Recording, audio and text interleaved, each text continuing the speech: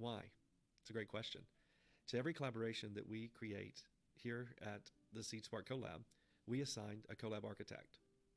This CoLAB Architect's role is to stand on neutral ground, and they serve in a position to empower the collaboration to thrive. It's very important they hold no stake in either side's ego. I think we've all been in successful business arrangements in the past or along some growth trajectory. And at different stages of growth, you'll run into more stress. Could be internal, could be team members, could be family, could be market, could be interest rates. All of those things are just things.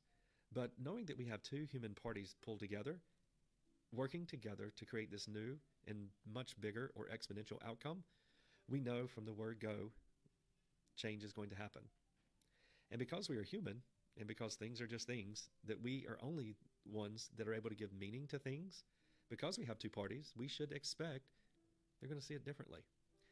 Building on the awareness that every day, all of us receive about 2.2 million inputs, and we retain about 131,000. Our brain's really good at pushing the delete button.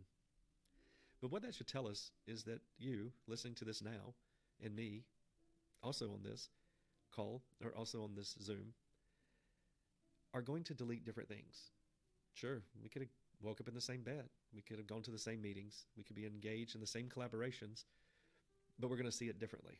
Why? Because we're two humans. So even early on, starting out in all collaborations I've ever created, I've always assigned a Switzerland. Today, yes, we call them our CoLAB Architects, and they serve in the role to provide a safe and discreet space for discovery. Part of the CoLAB Architect's role is to run what we call our ISO framework, ISO for short, and that's to identify new collaborations, to structure those collaborations on the benefit and behalf of the collaborating parties, and then lastly, to optimize. We know along the growth journey of any collaboration, as I mentioned earlier, things are going to change.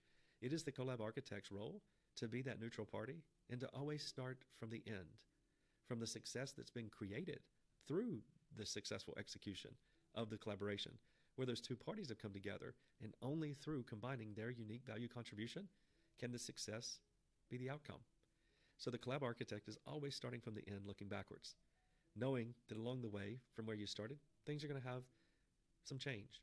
They're going to run into a couple obstacles, or in our world, we like to call them opportunities, because then oftentimes those obstacles, as the convention would deem them, opportunities, as what the CoLAB would reference them as, are just the initial spark for another collaboration.